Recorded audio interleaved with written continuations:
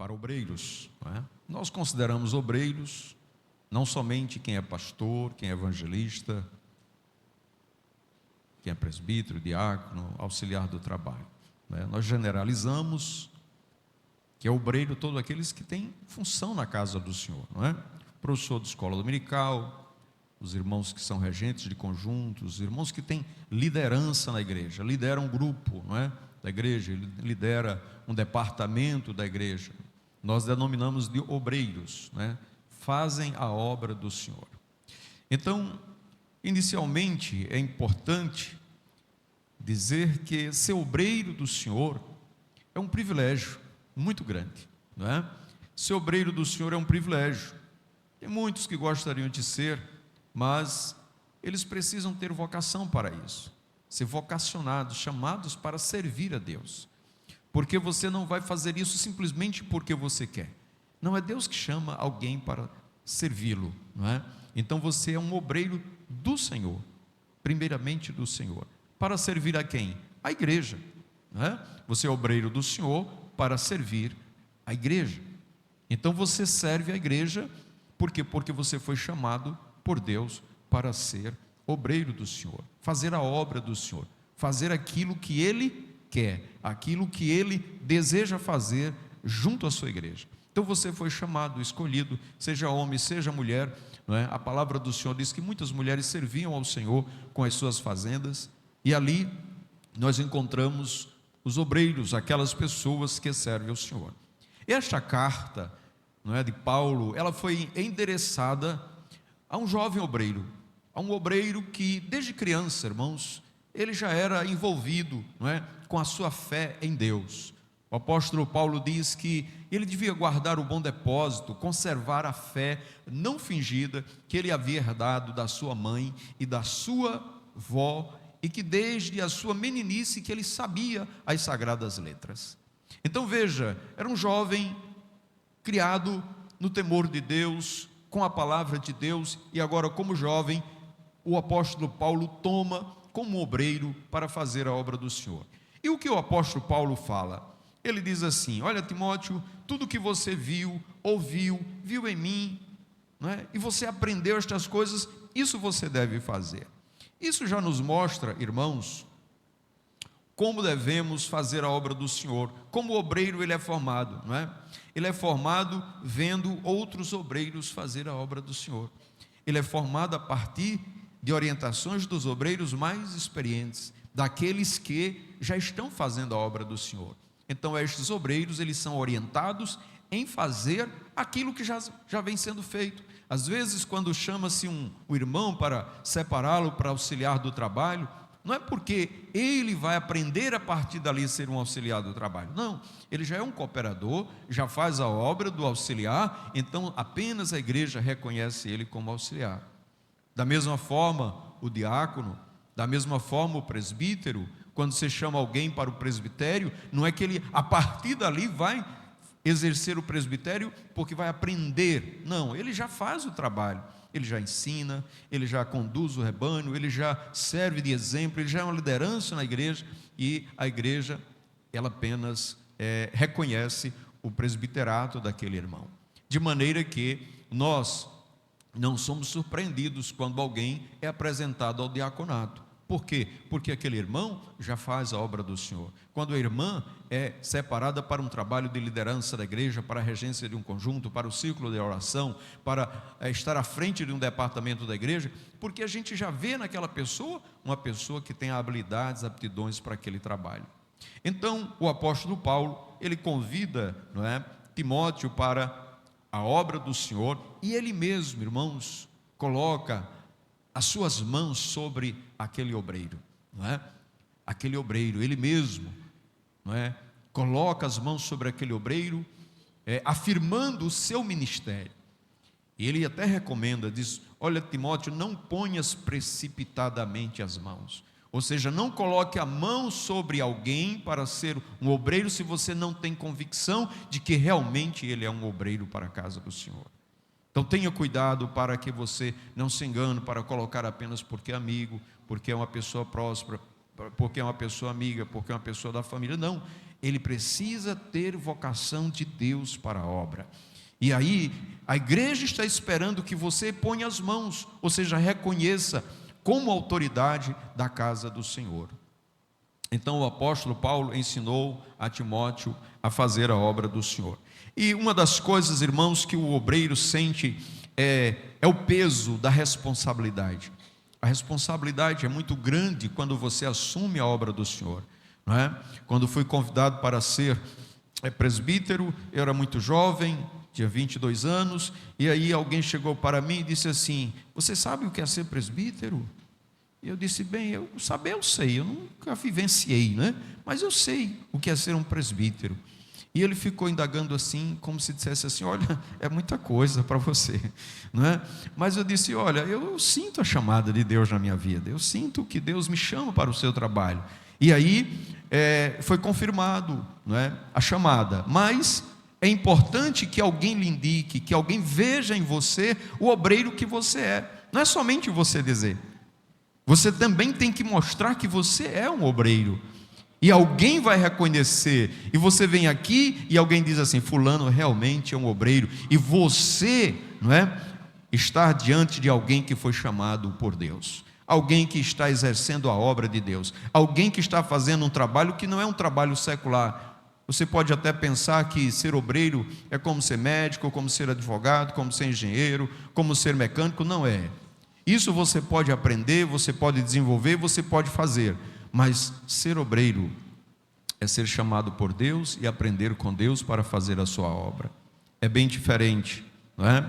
Então, o apóstolo Paulo disse no capítulo 2, no versículo 1: tu, pois, meu filho, fortifica-te na graça que há em Cristo Jesus.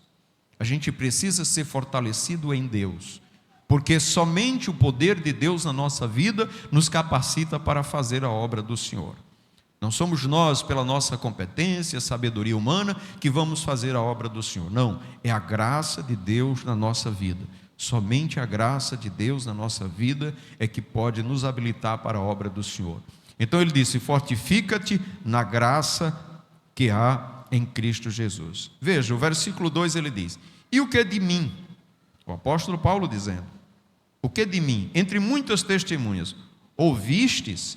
Confia a homens fiéis, que sejam idôneos para também ensinares os outros.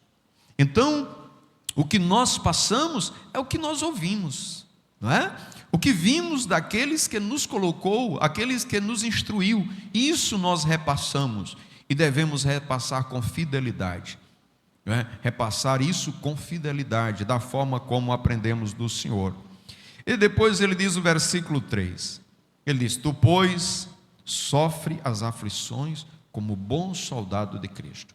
E aqui o apóstolo Paulo está dizendo: permaneça firme como obreiro do Senhor, não desista, não recue. Vão vir as aflições, vão vir as dificuldades, vão vir as lutas, o caminho não é fácil, mas permaneça firme, como um soldado que não recua, como um soldado que está numa batalha, como um soldado que não desiste por conta das aflições. E ainda diz mais: como bom soldado de Cristo Jesus, como alguém que está ali às ordens do Senhor Jesus, para obter as ordens do Senhor e não desistir da caminhada. Porque, irmãos, quando chamados, vêm as aflições, vêm as provações, e aí as pessoas pensam em desistir, em recuar, em voltar. Mas o que nós precisamos saber é que na obra do Senhor nós precisamos seguir em frente, mesmo diante das aflições. Depois ele diz: ninguém que milita se embaraça com negócios desta vida, a fim de agradar aquele que o alistou para a guerra. Quem o alistou? O Senhor Jesus. Foi Ele quem nos alistou, nos chamou, nos convocou para a guerra, não é? Então ele diz: aquele que milita não se embaraça com negócios desta vida, com as coisas deste mundo. Antes, não é? Antes procura agradar aquele que o alistou, não é? E ele diz: e se alguém também milita, não é coroado, se não militar legitimamente. legitimamente, ou seja, dentro das regras. Lutar dentro das regras, dentro do que foi estabelecido, sem fazer desvios, mas seguir militando legitimamente. E se você militar legitimamente, você vai ser coroado. Não é para quem só milita, é para quem milita legitimamente, dentro daquilo que Deus previu. E ele diz assim: olha, o lavrador que trabalha deve ser o primeiro a gozar dos frutos. Considera o que eu digo: o Senhor te dê entendimento em tudo. Então ele diz: lembra-te de que Jesus Cristo, que é da descendência de Davi, ressuscitou dos mortos segundo o meu evangelho, porque sofro trabalhos e até prisões como um malfeitor. Paulo diz assim: olha, lá fora eu sou tratado como um malfeitor. Ora eu estou na cadeia, ora estou apanhando, ora estou sofrendo nas mãos dos homens, como se eu fosse um malfeitor. Mas a palavra não está presa. Eu estou preso, mas a palavra não está presa. Ou seja, eu posso passar tribulações, eu posso passar aflições, mas a palavra, ela não está presa, ela é livre para fazer a vontade de Deus. Perceba, irmãos, que a nossa vida, ela pode passar por aflições, mas o que mais interessa é a forma como nós guardamos a palavra de Deus no nosso coração, como nós transmitimos. Ele diz: portanto, tudo sofro por amor dos escolhidos, para que também alcancemos a salvação que está em Cristo Jesus, com glória eterna. E aí, meus irmãos, ele diz para sermos fiéis. Ele: se formos infiéis, ele permanece fiel, não pode negar-se a si mesmo. Então ele quer que sejamos fiéis. Ele diz: palavra fiel é esta, que se morremos com ele, também com ele viveremos. Se nós formos fiéis à sua palavra, ele permanece fiel. Se nós formos infiéis à sua palavra, ele permanece fiel a nós. Ele não pode negar a si mesmo, não é? Então a fidelidade, irmãos, é com relação à palavra. Por isso o tema do seminário não é? Procura apresentar-te a Deus aprovado, como obreiro que não tem do que se envergonhar, que maneja bem a palavra da verdade.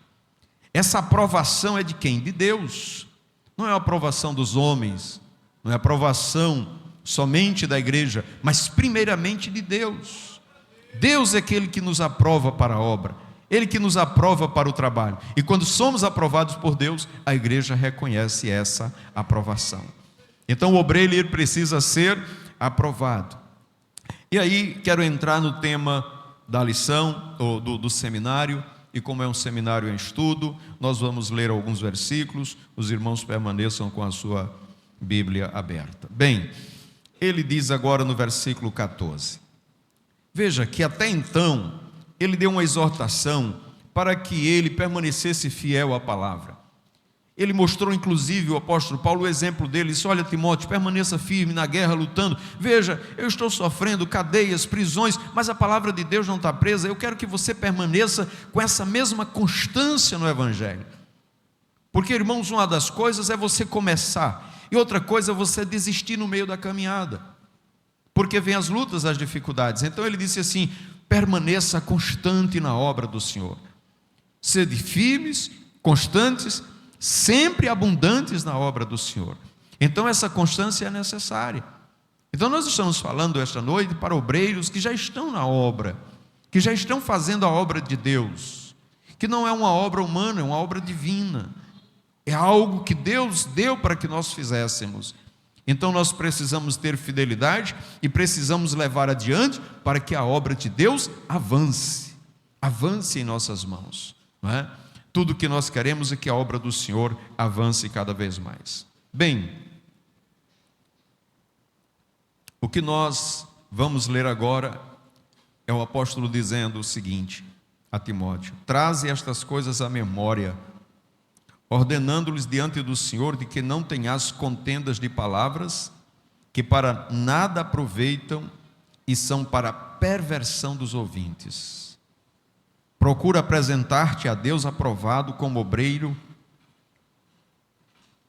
que não tem de que se envergonhar, e que maneja bem a palavra da verdade. Mas, olha o texto aí, evita os falatórios profanos, que produzirão maior impiedade.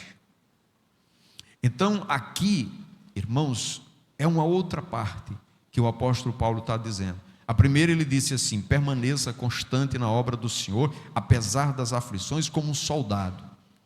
O soldado, irmãos, é uma pessoa instruída, é uma pessoa exercitada, é uma pessoa que está com capacidade de lutar. Não se coloca, por exemplo, um civil na guerra, não é? Coloca um soldado. Por quê? Porque ele foi treinado para isso. Então, na igreja, nós temos os obreiros, eles são treinados para fazer a obra do Senhor. Então, quando a gente chama um obreiro para estar à frente de um determinado trabalho, a gente espera que ele faça exatamente o trabalho que a gente espera que ele faça, porque ele foi treinado, ele foi moldado para aquilo. E a gente sabe que ele resiste, não é? Resiste àquele trabalho. É um trabalho pesado, mas ele foi experimentado para aquilo. Ele já demonstrou que tem condição de fazer aquele trabalho. Mas ele disse sobre o que evitar.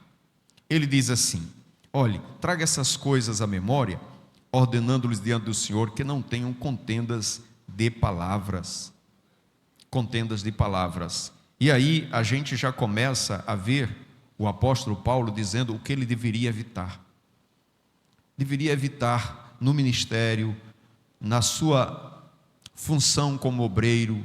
Ele não deveria, não é? Se meter em contendas de palavras, porque essas contendas de palavras, elas não têm nenhum proveito senão para perverter o ouvinte, ou seja, o ouvinte ficar confuso, no meio da confusão, no meio da contenda. Então a palavra não é para contender, não é para discutir, mas simplesmente para obedecer a palavra de Deus. A palavra não é para estar como discussões, não é? Mas sim para a obediência, obedecer a palavra do Senhor. Porque, irmãos, nós estamos vivendo dias muito trabalhosos, não é? Trabalhosos, onde a gente está aí na igreja e depois está em casa, e aí chegando em casa vai ouvir aí vários pregadores, pessoas que estão ministrando, pessoas que estão ensinando na internet. Aí a gente escuta uma coisa aqui, escuta na internet, escuta pastor fulano, escuta o obreiro fulano, e aí começa, não é, a criar uma certa confusão na cabeça, não é? Às vezes eu fico olhando lá os grupos da igreja, não é? E tem irmãos que publicam cada coisa que vê na internet e acha aquilo tão bonito e joga no grupo. E eu digo: meu Deus, como é que essa pessoa está vendo isso? Não é? E às vezes eu vejo coisas que ali tem heresia, tem coisa ruim, tem coisa que não se deve ver, que ela não vê na igreja. Mas na internet é só o que tem. E a pessoa está bebendo aí de muitas fontes sem saber, não é? E aí muitas discussões, irmãos, eu fico imaginando, não é? Obreiros discutindo aí na internet, discutindo se isso é certo, isso é errado, porque fulano crê dessa forma, eu creio dessa forma. Então, quando a gente olha essas coisas, a gente vê o quanto a igreja precisa de pessoas que tenham firmeza na palavra de Deus, não é? Firmeza na palavra de Deus. Então, uma das coisas que a gente precisa evitar é contendas, não é? Contendas. O obreiro, ele é chamado por Deus, ele é vocacionado, mas se ele não for vigilante, se ele não estiver atento à chamada de Deus, ele começa a sofrer as pressões, e se ele não suportar as pressões, ele começa a esfriar na fé, ele começa a querer desistir da caminhada. E quando ele está desistindo da caminhada, aí tudo se torna pesado, tudo é um problema, tudo é uma dificuldade, não é? Porque enquanto ele está fazendo a obra do Senhor, ele está alegre, está feliz, está trabalhando para o Senhor, mas se vier as lutas, muitas vezes, as dificuldades, eles começam a se afastar, deixar de fazer a obra. Muitos deles ficam em casa. Hoje a gente tem uma dificuldade de termos obreiros como tínhamos antes. Pessoas que no culto de terça-feira não ficavam em casa por qualquer coisa, não é? Só ficava em casa se realmente eu tivesse um outro compromisso ou não estivesse doente. Mas era todo mundo na igreja. Culto de terça-feira era cheio, culto de quinta-feira era cheio. No domingo a gente não via diferença. Por quê? Porque os irmãos tinham compromisso com a igreja, não é? Servia a igreja de todo o coração. Mas hoje, irmãos, dado esta questão da secularização, e aí começam a surgir coisas que nós precisamos evitar como obreiros, não é? Uma delas são as contendas de palavras. Por quê? Porque não traz proveito nenhum para a igreja. Não traz proveito nenhum estas discussões. Segundo, evitar os falatórios profanos, falatórios que não edificam e que produzem maior impiedade. Então, a palavra do obreiro, a forma como ele fala, a forma como ele se expressa, tem muito a dizer do obreiro que ele é, não é? A palavra dele, ele não pode dizer qualquer palavra, não é? Por exemplo, um obreiro, não é, contando anedotas e fazendo essas coisas, isso não compete a um obreiro. Um obreiro, ele tem uma linguagem sã, uma linguagem irrepreensível, uma linguagem santa, não é? Ele tem cuidado com o que diz, porque ele é um obreiro, o que ele fala influencia na vida dos outros. Então ele não tem uma palavra parecida com a palavra do povo aí no mundo, não é? Às vezes as pessoas conversam as coisas lá fora e às vezes a gente quer trazer isso para dentro, aquela linguagem para dentro da igreja. E não convém trazer uma linguagem mundana para dentro da igreja, uma expressão, às vezes até um jargão, não é? Que se diz aí fora, a gente traz para o púlpito da igreja. Então essas linguagens devem ser evitadas, tá certo? Por quê? Porque muitas dessas pessoas que falam são pessoas que até se desviaram da fé e agora já não mais professam nem mesmo a nossa fé em Cristo Jesus. Mas nós precisamos entender que, como obreiro, nós precisamos trazer para a igreja a verdadeira doutrina e trazer para a igreja os cuidados para que o mundo ou a secularização não venha tomar conta da igreja. Como obreiros temos que cuidar da igreja, como obreiros temos que zelar pela igreja. Então, muitas vezes, irmãos, nós estamos aqui cultuando a Deus e alguém vê uma coisa lá fora, acha bonito e quer trazer para a igreja. Por quê? Porque tem igrejas secularizadas. Tem igrejas secularizadas que o ideal, o objetivo é agradar quem vai para lá. Vai agradar as pessoas que estão lá. Por quê? Porque a ideia é agradar quem chega. E aí vai se conformando com o mundo, tomando a aparência do mundo. Mas aqui nós temos o zelo com os hinos, como disse o pastor Diógenes, tem hinos que tem que ser sacros, né? Tem hinos que nem aparece que é hino, não é? Parece só música. Então o zelo pela liturgia, o zelo pelos louvores, o zelo pela palavra de Deus, o lugar da palavra de Deus no culto, a liturgia do culto, tudo isso é o obreiro que tem que zelar, para que a gente não venha para um culto que é muito parecido com alguma coisa aí do mundo. Então nós precisamos fazer com que os cultos, eles sejam realmente momentos de muita reverência e temor de Deus, que Deus se faça presente, e é o obreiro que tem a responsabilidade de manter a santidade do culto, não é? De fazer com que a presença de Deus esteja realmente ali, alguém que está na direção de Deus, conduzindo o culto, conduzindo a liturgia, sabendo que aquilo está agradando a Deus, não para agradar os homens, não é? Mas para agradar a Deus. E aí é o culto divino, o culto, irmãos, a igreja, os obreiros, não é? Ele tem a responsabilidade de fazer até que a nossa vida cotidiana, não é? A vida cotidiana que nós temos, a nossa maneira de agir, a nossa maneira de ser, o nosso comportamento, seja um comportamento cristão, seja um comportamento de uma pessoa que é comprometida com Deus, é comprometida com o Evangelho, tem uma vida de santidade, porque senão a gente vai trazendo as coisas do mundo para dentro da igreja. Não sei se os irmãos, não é, sentem isto, mas a gente fica preocupado quando tem um irmão que começa a se vestir como o mundo se veste, a se comportar como o mundo se comporta. E aí a gente começa a ver que ele está trazendo aos poucos para a igreja, mas o obreiro, ele é vigilante. Ele é vigilante para ver estas coisas e evitar com que isso tome conta da igreja. Às vezes tem um modismo lá fora e a gente quer trazer aquela moda para dentro da igreja. Isto chama-se secularização, e esta secularização, ela não é bem-vinda entre nós.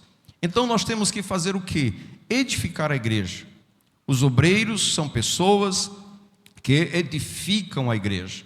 E como é que se edifica a igreja? Se edifica a igreja com a palavra de Deus. Nós somos edificados na rocha que é Cristo Jesus. Temos um fundamento para a nossa vida. E no capítulo 2 aqui, o versículo 18, melhor dizendo, aliás, 19, diz assim: todavia o fundamento de Deus fica firme, tendo este selo: o Senhor conhece os que são seus, e qualquer que profere o nome de Cristo, aparte-se da iniquidade. Veja, a igreja ela tem um fundamento. Como obreiro do Senhor, nós temos que conhecer este fundamento. Qual é o fundamento? É Cristo Jesus. Disse o apóstolo Paulo: todavia o fundamento de Deus fica firme. Fica firme. Então é sobre esta firmeza que o obreiro tem que edificar a igreja. O fundamento ele fica firme. O apóstolo Paulo diz assim: bom, eu pus o fundamento, outros venham e edifiquem sobre ele. Então, como obreiro, eu tenho a responsabilidade de edificar, mas edificar sobre o fundamento, que é Cristo Jesus. Não tem outro fundamento, não tem outra coisa que segure, que sustenta a igreja, a não ser Cristo Jesus. Eu posso vir aqui, por exemplo, falar de histórias, mas as histórias não edificam a igreja.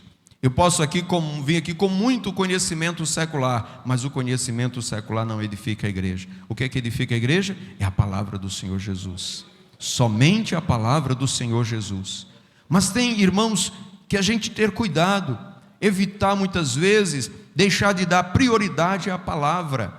O culto ele tem que ter a palavra como prioridade. A prioridade é da palavra de Deus. As outras coisas vêm complementando o culto, mas a prioridade é da palavra de Deus, porque ela é o fundamento das nossas vidas. É a palavra do Senhor. A gente vem na igreja, mas a gente vem primeiramente para ouvir a palavra. E se a gente volta e não ouviu a palavra, a gente sente falta de alguma coisa. E a quem Deus dá a palavra? Aos obreiros. Aos obreiros. Os obreiros precisam conhecer a palavra para poder edificar a igreja do Senhor. Só há edificação quando tem palavra de Deus. Então veja, o fundamento de Deus fica firme. Fica firme. Por isso o apóstolo Paulo diz: eu pus o fundamento, outro venha e edifique sobre ele. Mateus capítulo 7, irmãos, Mateus 7, 21. Veja o que diz a palavra do Senhor. Essa palavra é a palavra do Senhor Jesus. Mateus 7, 21, o Senhor Jesus, ele vai falar sobre fundamentos. Mas antes de falar dos fundamentos, olha, antes de falar no versículo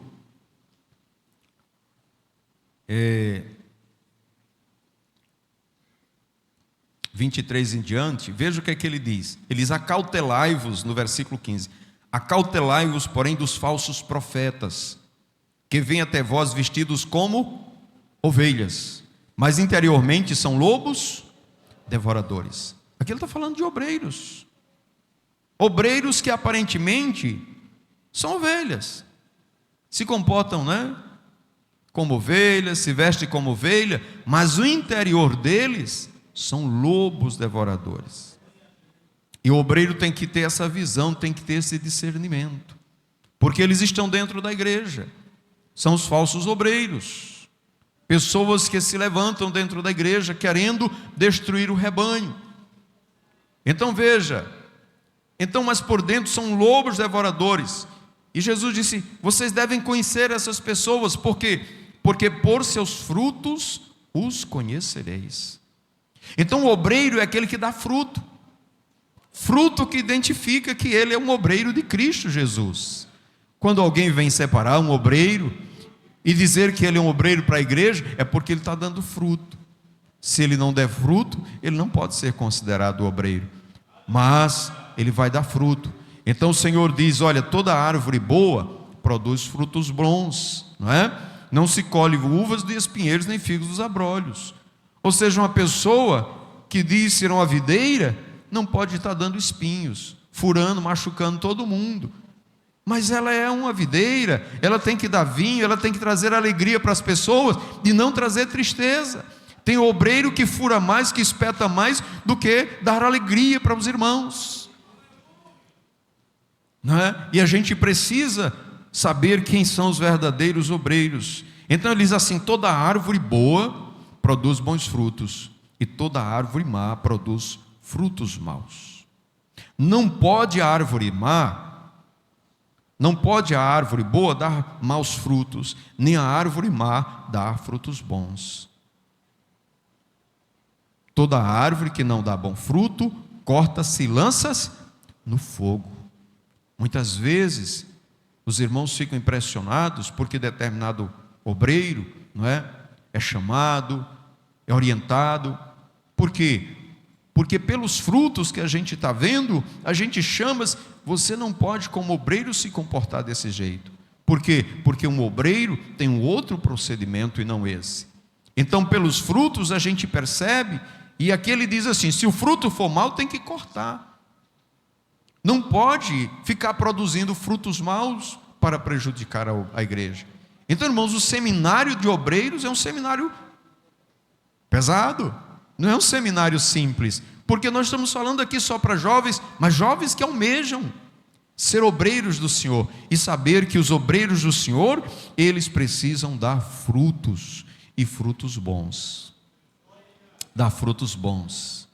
E aí cada um começa a pensar o fruto que está dando, né? Eles: toda árvore má, toda árvore que dá bom fruto, corta-se, toda árvore que não dá bom fruto, corta-se e lança. Portanto, pelos seus frutos os conhecereis. Nós precisamos identificar o obreiro bom e o obreiro mau, o mau obreiro que vai trazer mal ao rebanho. Para quê? Para que aqueles maus obreiros sejam tirados de dentro dos obreiros bons, para não prejudicar o rebanho. Olha o que Jesus diz. Jesus diz: nem todo que me diz Senhor, Senhor, herdará o reino de Deus. Versículo 21. Mas aquele que faz a vontade do meu Pai que está nos céus. Então, nem todo que diz assim, sou crente, é realmente crente, não é? A gente tem pessoas dentro da igreja, como diz o pastor Martim, não é? São o joio no meio do trigo. E aí a gente precisa se policiar para evitar que as coisas más aconteçam. Precisamos ter esta visão que Deus dá: pelos seus frutos os conhecereis. Então você está ali servindo ao Senhor, mas precisa estar dando bom fruto para o reino de Deus, porque o Senhor está agindo na sua vida, produzindo, o Espírito Santo está lá. Aí você olha para aquele obreiro, é um obreiro temperante, equilibrado, bondoso, cheio de fé, cheio de amor, cheio de esperança, cheio de confiança. É uma pessoa realmente que produz o fruto do Espírito, não é? Então você chama esse obreiro para servir. Mas se é uma pessoa que o fruto é carnal, não é? Que é só briga, é intriga, é inveja, não é? É ódio, é confusão, é contenda, então esse obreiro não serve para servir na obra do Senhor. Ele precisa aprender a servir, não é? Se ele está ali no meio dos outros obreiros, tem que ver como servem ao Senhor. Então ele diz: nem todo que me diz Senhor, Senhor entrará no reino dos céus, mas aquele que faz a vontade de meu Pai que está nos céus. Muitos me dirão naquele dia: Senhor, não profetizamos nós em teu nome? Em teu nome não expulsamos demônios? Em teu nome não fizemos muitas maravilhas? Então lhes direi abertamente: nunca vos conheci. Apartai-vos de mim, vós que praticais a iniquidade. Olha, irmãos, como é sério, não é? É sério. Você está na igreja: Senhor, eu profetizei em teu nome. Senhor, eu preguei, não é? Eu expulsei demônios. Eu fiz em teu nome maravilhas, em teu nome. E o Senhor Jesus diz: afasta de mim, apartai-vos de mim, vós que praticais a iniquidade. O fundamento, irmãos, permanece firme, não é? Jesus conhece aqueles que são seus. Ele não se engana, não é? Ele não se engana. Este é o fundamento de firmeza. o crente sabe que Jesus o conhece, sabe quem ele é. E Jesus diz: aquele que pratica a iniquidade, ele não pertence ao fundamento. Então, o Senhor Jesus, ele diz assim, todo aquele, versículo 24, todo aquele que escuta estas minhas palavras e as pratica, assemelhá-lo-ei ao homem prudente que edificou a sua casa sobre a rocha. Então, quando você está aqui, você está ouvindo a palavra de Deus, você está se alimentando com a palavra de Deus, não é bom? Ouvir a palavra de Deus, vir para a igreja, vir para o culto de doutrina, vir para a escola dominical, você escuta a palavra de Deus. Mas veja o que Jesus disse. Jesus disse assim: todo aquele que escuta estas minhas palavras e as pratica, ou seja, leva para a vida prática dela, pratica as palavras, não é? Pratica, põe em prática, é semelhante ao homem prudente que edificou a sua casa sobre a rocha. Por quê? Desceu a chuva, correram os rios, assopraram ventos e combateram aquela casa e não caiu. Por quê? Porque estava edificada sobre a rocha. Quem é que está edificado sobre a rocha? É aquele que ouve e pratica. Mas quem ouve e não pratica, que diz a palavra do Senhor? Aquele que ouve estas minhas palavras, não as cumpre, compará-lo-ei ao homem insensato que edificou a sua casa sobre a areia. E desceu a chuva, correram os rios, sopraram os ventos, combateram aquela casa e caiu, e foi grande a sua queda. Por quê? Porque só ouviu, veio para a igreja, veio para o culto de doutrina, veio para a escola dominical, aprendeu, ouviu, mas não colocou em prática ao sair dessas portas. O apóstolo Tiago diz que nós não devemos ser ouvintes esquecidos. O apóstolo Tiago diz assim: olha, o ouvinte esquecido é como aquela pessoa que olha no espelho, não é? Vê o seu rosto e quando sai do espelho logo se esquece de como era. Assim é o ouvinte esquecido. Ou seja, você escuta aqui, Deus fala, você sente o seu coração arder, mas quando passa por essas portas, esquece até que é crente, não é? Esquece aquela palavra, não coloca em prática, não tem o temor da palavra. Então a palavra de Deus precisa estar guardada dentro de nós, no nosso coração, para que a gente possa, irmãos, viver e nos comportar. E aqui eu estou falando de comportamento mesmo. Se nós não nos comportamos de acordo com a palavra de Deus, vamos nos comportar de acordo com o mundo. Mas nós precisamos ter o conhecimento da palavra de Deus para que o nosso comportamento seja de acordo com a palavra do Senhor. Veja o que o apóstolo Paulo diz aos Filipenses no capítulo 3. Filipenses 3, o versículo 18 e 19. Veja o que ele diz. Ele diz assim: porque muitos há, dos que muitas vezes vos disse, e agora também digo chorando, que são inimigos da cruz de Cristo, cujo fim é a perdição, cujo Deus é o ventre, e cuja glória é para a confusão deles, que só pensam nas coisas terrenas. Veja o que Paulo disse para Timóteo: Timóteo, o bom soldado não se embaraça com as coisas desta vida. Paulo está dizendo aqui: olha, tem pessoas, né? Tem pessoas que o fim dele vai ser a perdição, cujo Deus é o ventre e a cuja glória é para a confusão deles, porque só pensam nas coisas desta vida. Por quê? Porque são inimigos da cruz de Cristo, não amam a Jesus, não amam a Cristo. Então o obreiro é aquele que ama o Senhor, que está disposto a dar a sua vida pelo Senhor, que não foge da batalha, mas que permanece ali como obreiro de Deus, sofrendo, machucado, ferido, sangrando, mas fazendo a obra do Senhor, porque está fazendo por amor a Cristo Jesus. Eu encontro obreiros e diz: pastor, estou muito triste, pastor. Por quê? Porque eu vejo, estou fazendo as coisas, eu vejo tanta gente criticando o que eu estou fazendo. Olha, eu já estou fazendo e vem os de dentro da igreja criticar, dizer: besta, você fazendo essas coisas, vê ali, o pastor não está fazendo nada, o fulano não está fazendo nada, e você se matando, fazendo a obra do Senhor. Eu disse: meu irmão, você está servindo a quem? Está servindo ao pastor, servindo à igreja, ou está servindo a Jesus? Não é? Se você estiver servindo a Jesus, irmão, Jesus está vendo o seu trabalho, está vendo a sua luta, a sua aflição, é Ele que vai lhe recompensar, meu irmão. Ninguém vai estar lhe vendo lá de 3 horas da manhã, olhando pelo progresso da igreja, olhando pela salvação das almas, olhando pelo bem-estar do conjunto. Ninguém vai estar vendo, mas Jesus está vendo. Jesus está vendo a obra do Senhor. E às vezes, irmãos, não é você que quer, não, é Deus que lhe levanta.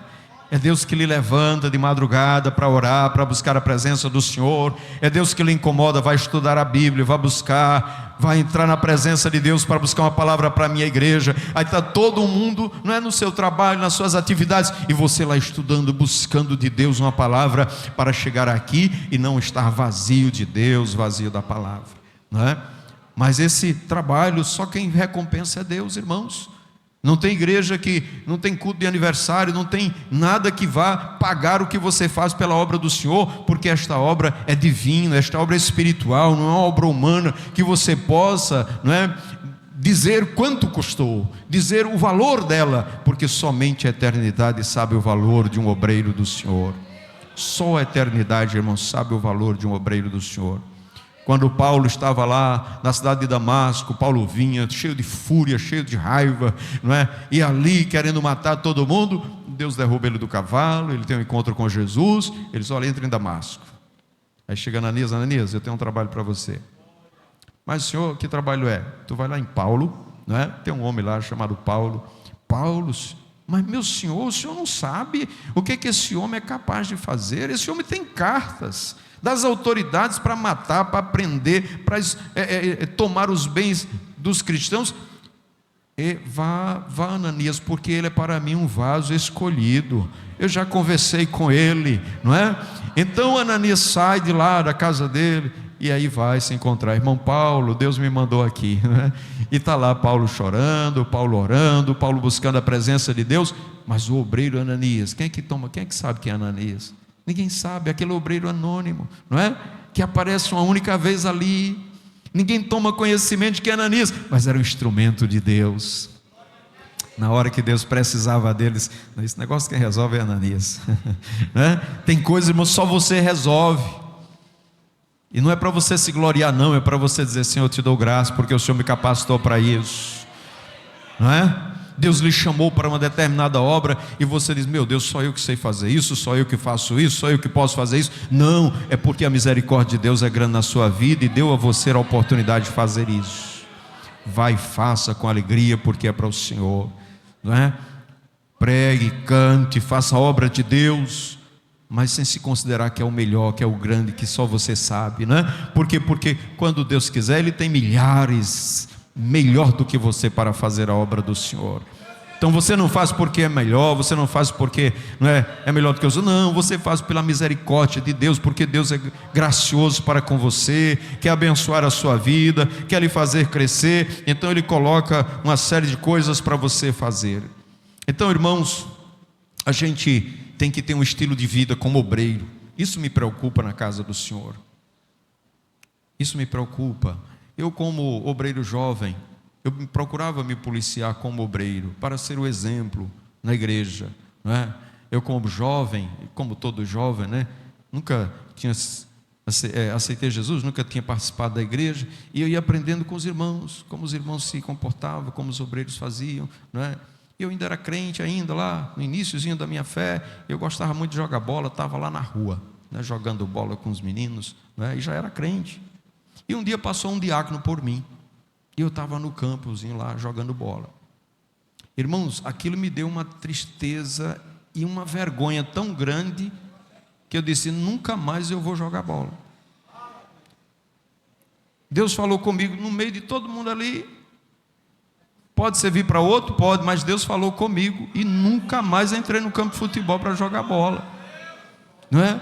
Por quê? Porque Deus trata com você de forma específica. Ele sabe o que Ele tem na sua vida, o que é que Ele vai fazer. Ele começa a trabalhar, não é? Ele vai trabalhando coisas que você, mas todo mundo faz, mas você não pode fazer. Todo mundo diz, mas você não pode dizer. Todo mundo pode ir para ali, mas você não pode, porque você tem um Senhor, você tem alguém que tem planos na sua vida, tem projetos na sua vida, sabe o que quer de você, e você não sabe. Se Ele dissesse tudo, irmãos, que Ele vai fazer com você, né? Você podia até ficar vaidoso, mas Ele não diz. Ele vai descobrindo cada dia, não é? Cada dia você vai descobrindo, até um dia entrarmos na glória celestial. Aí sim, ninguém sabe o que vai ser na glória celestial. Ninguém sabe, irmãos. E aí um dia eu estava dirigindo Pirangi, e o pastor João Batista, é pastor presidente, eu estava dirigindo aquela igreja naquele ano, 92, e aí ele apareceu na igreja naquele dia. Eu cheguei, era 7 horas, e ele já estava lá sentado no banco do conjunto, né? E aí eu sentei do lado dele, nós subimos, né? E ele me autorizou a começar o culto, a gente começou o culto, depois eu passei para ele, e aí ele trouxe uma palavra, e naquela noite ele falou sobre Israel, ele falou sobre a figueira que estava frutificando, ele falou sobre Israel, muito tempo falou sobre Israel, e ele disse assim: olha, irmãos, nós não sabemos quando chegar, não é? Quando chegar no milênio, nós vamos reinar com Cristo no milênio, mas nós não sabemos o que vamos ser lá. Aí ele se virou para mim e disse: talvez o irmão seja um delegado. Talvez o irmão seja um delegado. Ou seja, nós não sabemos o futuro da nossa vida, mas só Deus é que sabe, não é? Por isso devemos zelar por nossa vida. E o que eu quero dizer aqui é que Paulo dizia: Timóteo, não tenha um comportamento mundano, não tenha uma forma de agir mundana, porque olha, essas pessoas, eles agem de forma mundana, mas eles estão trazendo condenação para si mesmos. Evite estas coisas. Então o obreiro, ele tem que ser muito vigilante quanto às coisas, para não trazer para dentro da igreja, porque, irmãos, a nossa vida, o nosso comportamento, ele traz consequências para dentro da igreja, a maneira como nos comportamos. Quando o crente começa, não é, a querer se vestir como todo mundo se veste lá fora, a querer falar, a querer, não é, agir como eles agem, se comportar como eles agem lá fora, ele começa a perder a identidade de Cristo na vida dele. Você olha para ele e você vê uma pessoa mundana, você não vê um cristão, não é? Mas o cristão é aquele que é identificado como cristão, onde quer que ele chegue. Se ele estiver no aeroporto, ele é um cristão. Se estiver no comércio, ele é um cristão. Se ele estiver lá na faculdade, ele é identificado como cristão. O crente tem uma identidade que se identifica ele como cristão, e as pessoas o reconhecem como cristão, como alguém que parece com Cristo Jesus, não é? Com Cristo Jesus. E aí, irmãos, uma ideia que o mundo passa, não é? É que eu posso ser como os outros são, eu posso me comportar como os outros se comportam, não é? A ideia: toda religião leva a Deus, não importa a religião que você esteja, não importa a igreja que você esteja. Meus irmãos, isso não é bem verdade, isso não é verdade. Existe um caminho a ser seguido, só existe um único caminho que leva a Deus, é Jesus Cristo, e este caminho é apertado, não é? A porta é apertada, o caminho é estreito, e somente Ele leva à presença de Deus. Mas o mundo quer dizer: olha, todo caminho leva, toda religião leva, toda igreja leva. Não é assim. A gente tem que saber o caminho que o Senhor nos mostrou, que é Cristo Jesus. Devemos trilhar por Ele, não é? Devemos trilhar por Ele. Jesus disse: nem todos que me dizem Senhor, Senhor, entrará no reino de Deus. Olha, mas nós profetizamos, tem tanta gente profetizando aí, mas nós fazemos maravilhas em teu nome, usamos até o nome de Jesus. Mas Jesus disse: nunca vos conheci, apartai-vos de mim, vós que praticais a iniquidade. Então a prática da iniquidade, irmãos, faz com que o homem se afaste do Senhor. Então, as consequências de uma vida secularizada, de uma vida mundana, é a perda da identidade, não é? A perda da identidade. Às vezes você tem a forma, não é?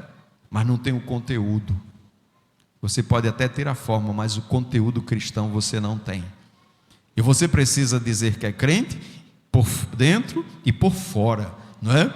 Você ser crente por dentro e por fora, porque você tem que dizer quem é e mostrar que é, os valores de um cristão. Quantas pessoas chegam e dizem assim: irmão, ore por mim. E sabe, irmão, tem gente que não sabe nem orar. Tem obreiro que quando vai orar, começa orando bem, depois começa pregando, depois entra em outras coisas, e a gente não sabe o que é aquilo, não é? E a oração, irmãos, a gente aprende aonde? Na palavra de Deus. Orar é importante, e precisa aprender? Precisa aprender. Tem gente que acha que não precisa aprender a orar. Ora, se os discípulos disseram, Senhor, ensina-nos a orar, nós somos melhores do que os discípulos? Não. Eu era católico, antes de aceitar Jesus, rezava. E aí, quando aceitei Jesus, cheguei em casa, eu digo, e agora? Eu rezo? Eu faço o quê? Mas aí, os irmãos me ensinaram a orar, e eu aprendi a orar. E eu sei que muitos não se preocupam com isso, mas nós precisamos estudar sobre oração. Principalmente o obreiro, porque quando ele está orando, outros estão aprendendo a orar com ele. Outros estão aprendendo a orar com ele. Você ora, às vezes você toma o microfone aqui, você tem uma grande responsabilidade, está orando e os outros estão aprendendo. É assim que se ora, não é? Jesus disse assim, olha, quando vocês forem orar, orem assim. E Jesus ensinou, João ensinou os discípulos a orar, não é? E nós também precisamos aprender a orar. E se nós não orarmos bem, irmãos, nossa oração não é recebida por Deus. Porque nós precisamos orar e orar bem. Orar de tal maneira que a nossa oração tenha resposta. Porque se nós só falarmos e Deus não responder às nossas orações, pedirmos coisas que Deus não faz, fora da vontade de Deus. O apóstolo João diz assim, se você pede algo e esse algo está dentro da vontade de Deus, pode ter certeza que Deus vai fazer. Porque Deus responde aquilo que está dentro da vontade dele. Não é a minha oração que vai fazer Deus fazer o que Ele não quer fazer. Mas se é da vontade de Deus, Ele vai fazer. Quando você pede para Jesus salvar uma pessoa que está perdida, você acha que Deus ouve essa oração? Sim. Se o marido é descrente, se a esposa é descrente, se você tem um irmão que é descrente, se você tem um parente, se você tem um amigo e você diz, Senhor, eu quero que ele seja salvo. Deus ouviu a sua oração, uma hora Deus vai salvar ele. Por quê? Porque você pediu com fé, crendo que Deus pode salvá-lo. E assim que a gente ora por nossa família e por nossa casa, nós fazemos isso, não é? Nós fazemos isso. Ô, irmão, o tempo já se foi. O tempo já se foi. Mas vamos concluir. Então, quando nós, irmãos, quando nós não vigiamos, não é? Nós vamos perdendo a identidade, vamos perdendo os valores e também o nosso compromisso com a obra do Senhor. A gente vai perdendo o compromisso com a obra de Deus. Vamos deixando o compromisso da igreja para em segundo plano. Isso é consequência de uma vida secularizada, quando nós valorizamos mais as coisas da terra do que as coisas de Deus. Então, como obreiros do Senhor, nós temos que aprender a colocar o reino de Deus em primeiro lugar, valorizar a chamada que Deus lhe deu, a sua posição de obreiro na casa do Senhor. Você não pode dizer, eu sou um simples diácono. Não, você é um diácono da casa do Senhor. Eu sou um simples auxiliar. Não, você é um auxiliar da casa do Senhor. Foi Deus quem lhe colocou lá. É de grande valor para Deus. Você não pode diminuir aquilo que Deus lhe deu. Deus lhe deu o dom de servir, o dom de estar na casa dele. Então a palavra de Deus, irmãos, ela passa a ser um mero acessório. E a gente passa a não ter muito compromisso com Deus, nem com a sua palavra. Estas coisas acontecem quando nós vamos caminhando para o mundanismo, a preocupação com as coisas desta vida. Quando o pastor Diógenes nos chamou para trazer essa palavra, foi isso que subiu ao meu coração. Muitos obreiros comprometidos com este mundo, mas não estão comprometidos com a obra de Deus. Falta compromisso, irmãos. Qualquer coisinha, ele já não vem para o culto. Ele pode ser porteiro, ele pode ser o pregador, qualquer coisinha, a prioridade é as coisas do mundo e não as coisas de Deus. Ele não valoriza aquilo que Deus lhe deu. Então essa falta de compromisso, irmãos, faz com que a palavra de Deus fique em segundo plano na sua vida. Ele não valorize a palavra do Senhor. E aí, por não valorizar, o que é que ele vai fazer? Ele vai só estudar quando for dar uma palavra. Ele vem para a escola dominical, você não pode colocar ele para dar uma lição da escola dominical. Ele é obreiro, mas ele não pode dar lição, porque ele diz assim, não pastor, o senhor não me chamou essa semana, o senhor devia ter me avisado uma semana antes, né? Eu me lembro aqui, a gente tinha os obreiros tudo aqui, e aí o pastor estava aqui e disse assim: irmão, vamos repartir o bolo. Hoje vamos repartir o bolo direitinho. Cada um vai falar 5 minutos. Aí dava a oportunidade bem uns 10. Cada um tinha 5 minutos, não é? Mas todo mundo tinha uma palavra de Deus para a igreja. O obreiro vem para a igreja, não tem uma palavra de Deus para a igreja? Ele tem que ter uma palavra de Deus para a igreja, não é? Ontem eu estava no culto de oração lá em Eucaliptos, aí deu a oportunidade do pastor Francisco, não é? E o pastor Francisco disse assim: irmãos, pastor Aldo não me avisou que eu ia falar hoje à noite, mas quando eu saí de casa, eu disse: eu tenho que levar uma palavra, porque eu não sei se Deus vai me dar a oportunidade, e preparou a palavra, e trouxe uma palavra para a igreja. Então a palavra, irmãos, é a prioridade do obreiro. O obreiro tem que ler e tem que meditar na palavra de Deus, não é? Então a prática da palavra do Senhor, da primazia à palavra do Senhor, e aqui a gente diz: procura apresentar-te a Deus aprovado, como obreiro que não tem do que se envergonhar, mas que maneja bem a palavra da verdade. Meus irmãos, nós temos que priorizar a palavra de Deus, não somente aqui, na hora de ler, mas em casa, meditar nela, pensar no que Deus está nos dizendo, para colocar em prática a palavra do Senhor. A palavra de Deus, irmãos, ela é tão importante que quando Deus chamou Moisés, Deus disse para Moisés: Moisés, eu vou colocar as minhas palavras na tua boca. Aí Moisés disse: Senhor, eu sou pesado de língua, Senhor, como é que eu vou falar para Faraó? Ele disse: tudo bem, Moisés, já que você não quer, chame Arão, mas ele será profeta para você. Eu vou colocar as minhas palavras na tua boca, tu vai falar para ele e ele vai falar para Faraó. Mas quando Moisés morreu, irmãos, chegou a vez de Josué. E quando Josué se apresentou diante de Deus, Deus disse: Josué, o meu servo Moisés é morto, e tu farás esse povo herdar a terra prometida. Agora só tem uma coisa: esta palavra que foi dada a Moisés, medita nela dia e noite, e então farás prosperar o teu caminho. Dela não te desvies nem para a direita, nem para a esquerda. A prioridade de Josué, irmãos, era com a palavra de Deus. Ele tinha que meditar nela de dia e de noite, tinha que fazer só o que estava lá, e não podia fazer nada nem para a direita, nem para a esquerda. E o que é ser aprovado por Deus? Manejar bem a palavra da verdade. As irmãs aqui já devem ter a experiência de cortar um tecido com a tesoura, não é? Cortar um tecido com a tesoura. E tem irmãs que têm bem habilidade e cortam uma tira bem certinha, outras saem fazendo zigue-zague. Mas, irmãos, isso é manejar bem, é cortar de forma bem linheira, sem ir nem para um lado nem para outro. É assim que a gente tem que fazer, usando a palavra da verdade, usando a palavra da verdade, nem para a direita, nem para a esquerda, mas ser correto naquilo que diz a palavra do Senhor, nem aumentando, nem diminuindo, mas fazendo somente aquilo que diz a palavra de Deus. Tinha um pastor que dizia assim: fulano quer ser melhor do que Deus, porque a palavra de Deus diz assim: olha, faça desse jeito, e ele queria fazer melhor do que Deus. Não pode. Se Deus disse que era para fazer assim, irmãos, não adianta querer ser melhor do que Deus, mas também não adianta querer ser diferente, fazer menos.